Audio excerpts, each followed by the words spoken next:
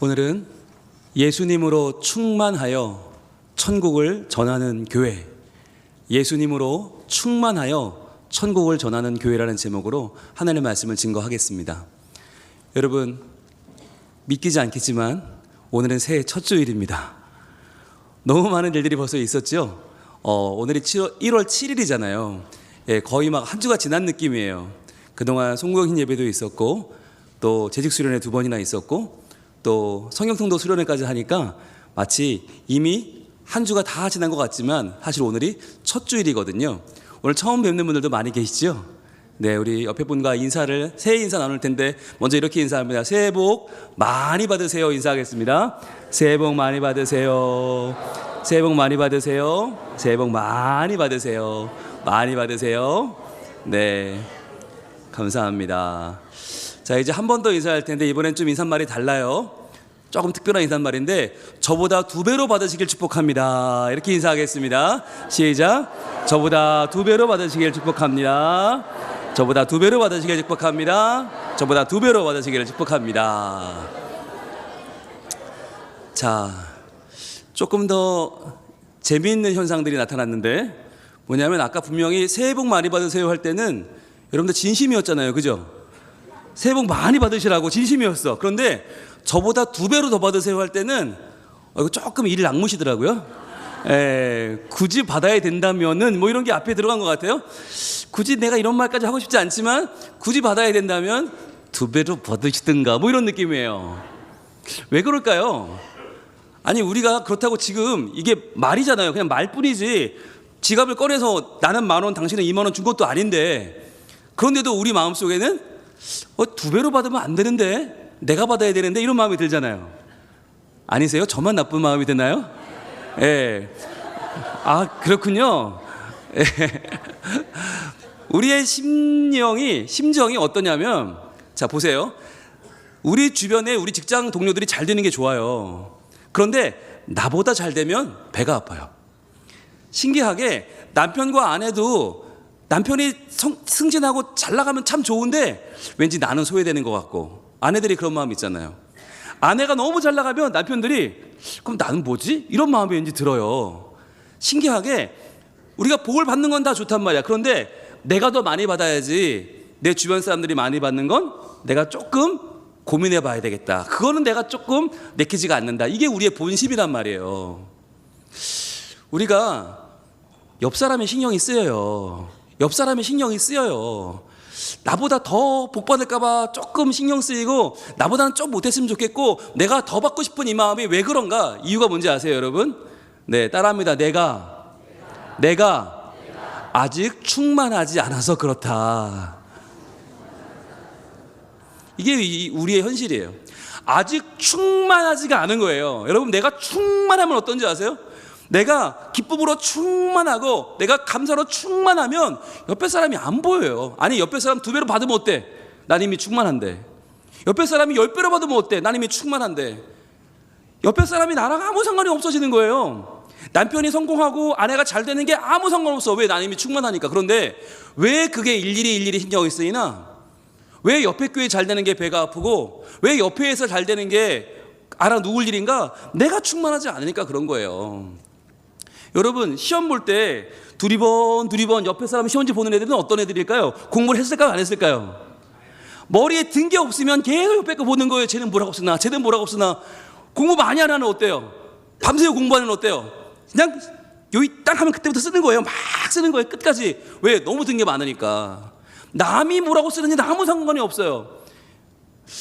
공부한 지 너무 오래되셔가지고 공감이 안 되시는 것 같은데, 여러분, 만약에 결혼식을 가서 뷔페를 먹으러 갔다. 어떠세요? 옆에 사람이 어머나 오늘 양갈비가 맛있네요. 그러면 거기 혹해요. 우리는 단호박죽이 맛있네요. 우거지탕이 맛있어요. 그러면은 나도 한번 먹어볼까? 나도 한번 먹어볼까? 오늘 걔가 좀 맛이 어때요? 계속 우리 옆에 사람 물어봐. 왜? 옆에 사람들이 맛있게 먹으면 그게 그렇게 좋아 보이네요.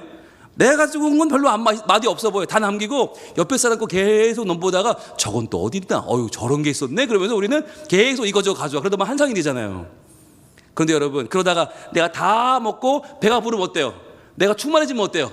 그때부터는 배는 게 없어요. 옆에 사람이 아무리 맛있게 먹어도 그거 나랑 아무 상관이 없어요. 먹든지 말든지 아우 난 배가 불러가지고 난 됐어요. 충만해지면요, 그때부터는 남의 신경이 안 쓰여져요.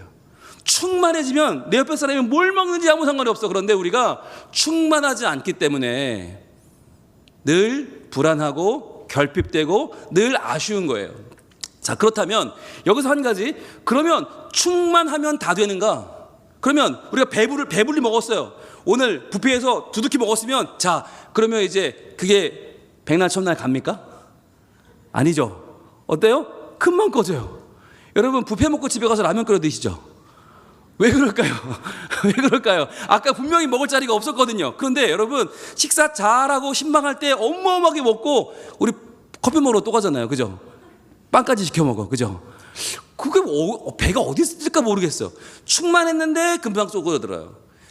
만족했는데 금방 쪼그라들고, 돈을 벌었는데 그게 어디 갔는지 모르겠고, 성공했는데 아쉽고. 왜 그럴까요? 왜 그러는 걸까요? 거기에 대해서 제가 정답을 알려드릴게요. 제가 어린 시절에 저희 어머니께 귀에 못이 박게 드린 말이 하나 있습니다. 저희는 형제인데, 현년생 형제인데 어려운 살림에 먹을 게 얼마나 귀했는지, 먹을 게 있으면 붙잡고 기도했어요. 이렇게 형이 뺏어갈까 봐.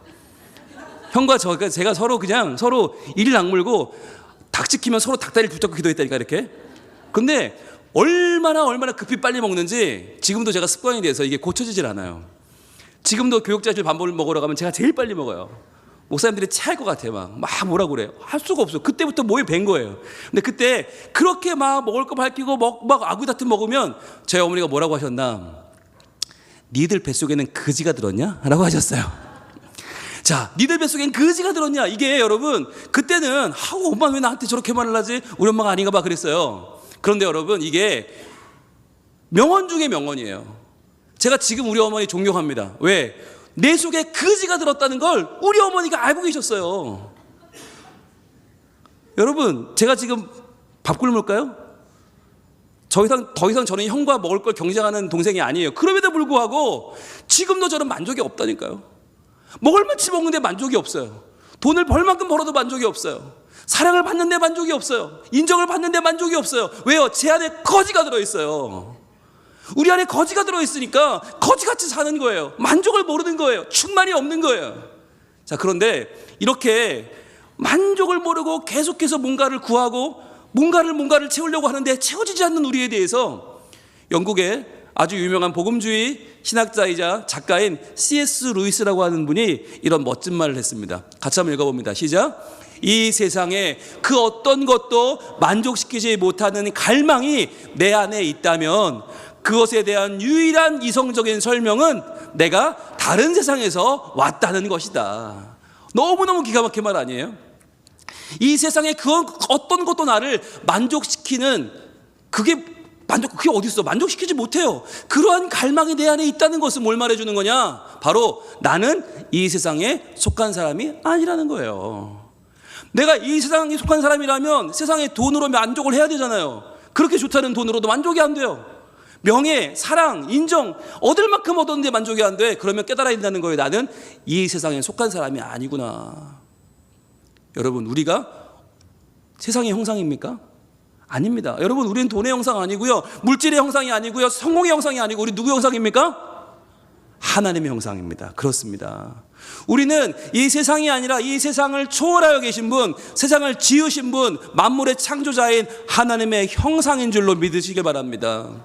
그래서 여러분, 우리는요 세상 것들로 만족이 안 되는 거예요. 우리 이 세상에서 온 사람이 아니에요. 다른 세상에서 왔어요. 다른 세상에서 오신 초월자 하나님이 우리의 아버지라고 하는 것입니다.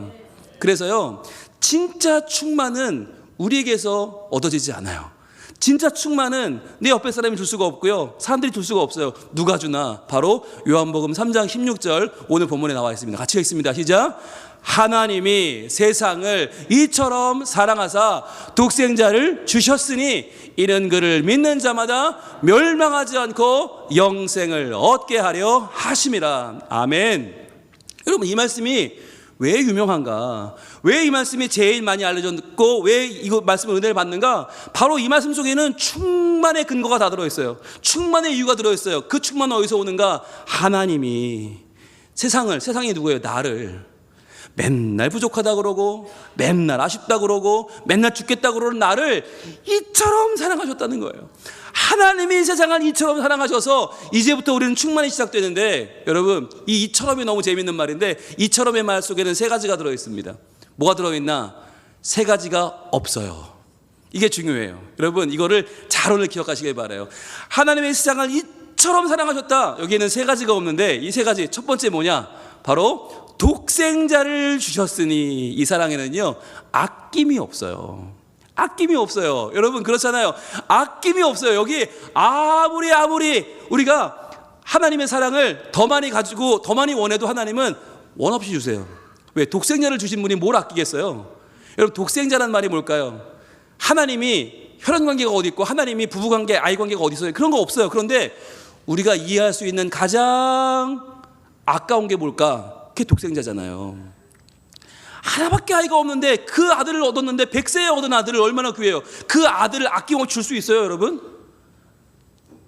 오늘 우리 김지영 집사님 오셨는데, 저 집에는 거대한 아들이 셋이나 있습니다. 아들 둘, 딸 하나 있습니다. 우리 여기 찬양대 앉아있는 명준이가 있고요, 우리 청년부 올라온 수빈이가 있고요, 또 딸 주은이가 있어요. 셋 다 죄송합니다, 거인족입니다. 자, 그러니까 집사님 셋이나 있으니까 우리 둘만 합시다. 하나는 그냥 저 주시죠. 예, 한 명만 주시죠. 그럼 어떻게 할까요? 집사님이 고민 좀 해보고요, 그럴까요? 목사님 제가 기도 한번 해보고 한 명 드릴게요, 그럴까요? 택도 없죠. 택도 없어요. 여러분 그런 얘기 많이 들었잖아요. 우리 부모님 때 열놈 아들이 있어서 A 본다는 큰 집에서 한 놈만 달라고 그런 거예요. 그래서 누구를 보낼까? 밤새 회의하다가 결국은 못 보냈다. 왜요? 열 아들이 있어도 하나들을 못 주는 거예요. 그게 부모잖아요. 그런데 그런 부모가 독생자를 준다는 게 뭐예요? 게다가 그냥 주는 게 아니에요. 십자가에 못 박아 주는 거예요. 십자가에 피를 철철 흘리고 발가벗겨 죽는 그 자리로 독생자를 내어줘요? 말도 안 되죠. 그런데 그걸 왜 줘요? 충만하라고. 너희가 이 땅에서 아무리 노력해도 너희 죄 때문에 충만하지 못하고 연약하고 부족해도 충만이 안 되지. 그러니까 너희 죄를 이기는 충만을 내가 줄게 라고 하시면서 하나님이 예수 그리스도 독생자 예수를 우리에게 보내주셨다는 것입니다. 그래서 이 사랑은요 아낌이 없는 사랑이기 때문에 우리가 충만해지는 거예요. 자, 두 번째는 더 중요한데 뭐가 없나? 그를 믿는 자마다 멸망하지 않고 영생을 얻어요. 이건 뭐냐? 의심이 없는 사랑이에요. 무슨 말이냐면, 자, 그를 믿는 자마다라는 얘기는 그를 믿어야 구원받잖아요. 근데 만약에 하나님이 우리를 못 믿었다, 우리를 의심했다면, 야, 내가 아무리 예수를 보내줘봤자 저것들이 예수 믿겠나? 아니 십자가에 못 박혀 죽은 청년 예수를, 목수를 누가 구세주로 믿겠나? 에이, 안 믿을 거야. 이랬다면, 우리가 믿고 구원받을 줄 하나님이 의심했다면 예수님 못 보내죠. 그런데요, 여러분 기가 막힌 거, 우리가 하나님을 믿은 게 신기한 게 아니야. 하나님이 우리를 믿었다니까요. 내가 예수를 이 땅에 보내면, 저 베들레헴 저 구유에 한 아기로 예수를 보내면 이 땅의 수많은 크리스찬들이 저 예수를 나의 독생자 예수로 알고 믿을 거라고 하나님이 생각했다는 게 얼마나 대단해요. 여러분 여기 와 있는 우리들 지금 새해 첫 주일부터 연말 보너스 모아서 동남아로 뜨지 않고 여기 왔어요. 왜 왔어요? 왜 왔어요? 지금 웃는 분들은 찔리는 분들이야. 고민했던 분들이야. 갈까 말까 했던 분들이야. 그런데 여러분 왜 왔어요 우리가? 예수님이 믿어지니까 온 거 아니에요. 예수님이 나의 충만이라고 믿어지니까 온 거예요. 여러분 이걸 만약 의심했다면 하나님이 예수님을 못 보내죠. 그런데 나를 믿으신 거예요. 나를 믿고 내가 예수를 구세주로 보내면 우리 성민 가족들이 예수를 믿고 구원받고 예수로 충만해질 것이다. 하나님은 의심하지 않은 줄로 믿으시길 바랍니다. 이게 여러분 너무너무 중요한 사랑이에요. 세 번째는 어떤 사랑이냐? 바로 영생을 얻게 하려 하심이라. 한계가 없는 사랑이에요. 한계가 없다. 여러분 사랑해요. 그렇죠? 사랑하지만 우리는 한계가 있잖아요. 딱 정해져 있잖아요. 여러분 얼마까지만이라는 게 있어요. 저희 집에 두 아들이 있는데 하나는 군대 가고 하나 집에 있는 그 아들이 유일하게 안방에 들어오는 시간은 언제일까요? 청구서를 뒤미는 시간입니다. 아버지 제가 뭘 샀으니 내놓으시오, 이거예요. 할머니 할아버지가 뭘 말씀하셔서 제가 쿠팡으로 주문했으니 3,425원을 내놓으시오. 딱 그때 들어오거든요. 그럼 어떻게 줄까요 제가? 3,425원을 줍니다. 그게 저의 사랑이에요. 왜? 아니 쥐가 뭐 그거 뭐 몇천 원 썼다고 그걸 갖고 오나 싶지만, 그러나 사랑으로 줍니다. 거기까지 아닙니까? 거기까지예요. 저희 둘째가, 군에 있는 둘째가 뻑하면 전화해서 아버지 용돈 좀 보내세요. 그래서 얼마 보낼까? 350만 원. 그럼 제가 어떻게 할까요? 웃죠. 같이 웃죠. 야, 이놈아 뭔 소리를 그렇게 하냐. 그리고는 끊어요. 여러분 350만 원을 제가 보낼까요, 안 보낼까요? 절대 보내지 않죠. 왜? 저는 사랑의 한계가 있으니까. 아니 3,500원도 아니고 350원 어떻게 보내요? 그러니까 이놈도 저를 아는 거예요. 아니까 늘 많이 질러요. 그냥 한번 웃으시라고. 예, 제가 돈 보낸다 그러면 보내지 말라고 그래요. 군대 요즘 돈 많이 받는다고. 여러분 사랑은 한계가 있어요. 우리는 한계가 있지만, 그러나 하나님은 한계가 없다는 게 왜 한계가 없나? 뭘 주신다고요? 영생을 얻게 하려 하십니다. 여러분 이 영생이 뭐냐면, 영생은 한 번 주면 물을 수가 없는 거예요. 왜? 영원한데?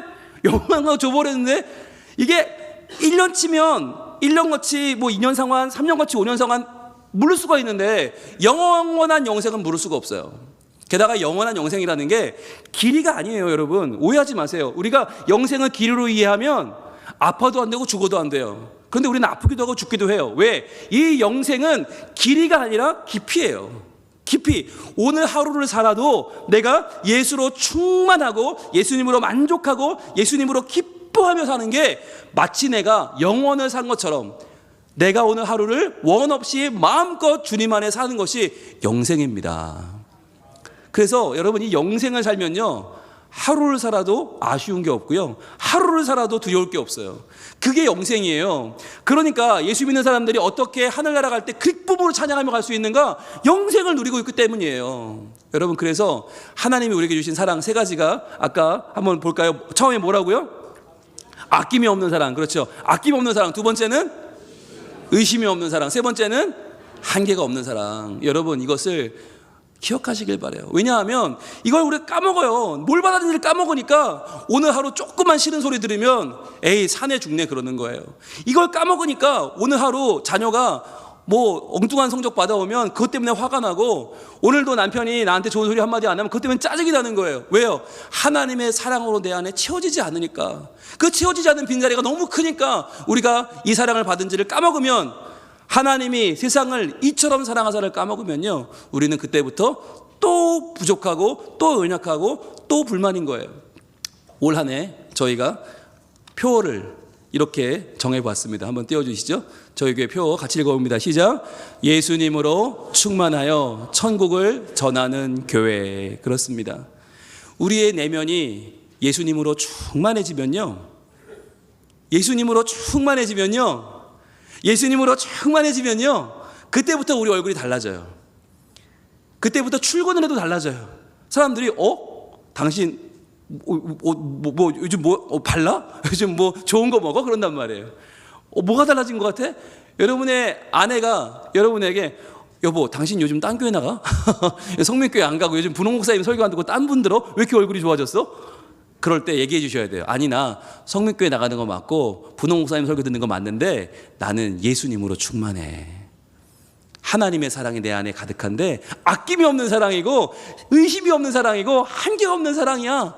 그 사랑을 받았으니 내가 이제 달라질 거야 라고 하는 여러분의 변화가 시작되기를 축복합니다. 여러분 우리가 오늘 찬양할 텐데요, 난 예수로 충만하네.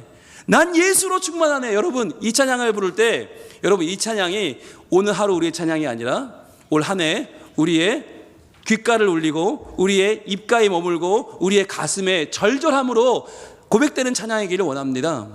여러분 아침에 출근할 때 귀에 꽂고 가세요. 난 예수로